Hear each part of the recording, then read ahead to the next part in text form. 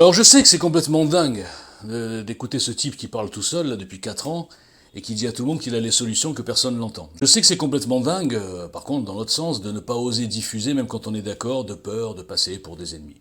Alors pour info, j'ai voté Reconquête évidemment à la présidentielle, j'ai voté Reconquête aux législatives, je suis adhérent Reconquête et j'aime beaucoup Zemmour. Ok. En revanche, ce que je dis depuis le premier jour, même au mois d'octobre, tout est daté, c'est qu'il a accumulé les erreurs. Et qu'aujourd'hui, ceux qui pensent qu'il a perdu juste parce qu'il y a eu le Front républicain, c'est vrai. Juste parce qu'il y a eu une manipulation de l'opinion par les faux sondages pour le vote utile, c'est vrai aussi. Juste parce qu'il y a eu la diabolisation de sa personne, c'est vrai aussi. Tout ça est vrai. Mais ça n'explique pas sa défaite parce que dans tous les cas, il ne pouvait pas gagner.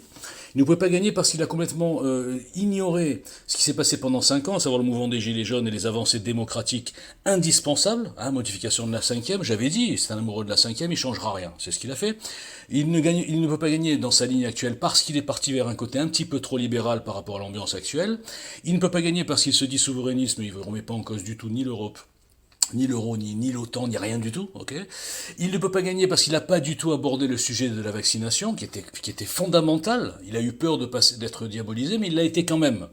À un moment donné, un petit peu de réflexion dans son entourage, en se disant qu'il allait de toute façon passer pour un complotiste, un facho, tout ce qu'on veut, allons au bout de la chose, traitons le problème du mondialisme, traitons le problème de la Covid, traitons même le problème des élections américaines truquées, et allons-y. Et là, peut-être que des abstentionnistes auraient dit, tiens, celui-là, il n'a pas peur d'y aller, et pas que sur un seul sujet. On ne gagne pas une élection sur une jambe. Aucun unijambiste ne peut gagner une élection.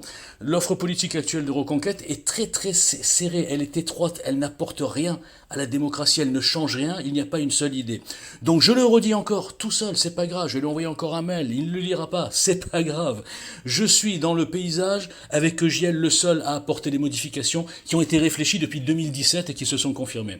Donc s'il ne change pas de ligne, Éric Zemmour et Reconquête sont d'ores et déjà morts. Et ils seront un parti à 7, 8, 10% qui servira à rien pour la libération. Et la libération devient urgente. Et pour libérer, il faut rassembler, mais pas comme les politiciens, rassembler sur une offre complètement originale qui va au-delà de la droite nationale.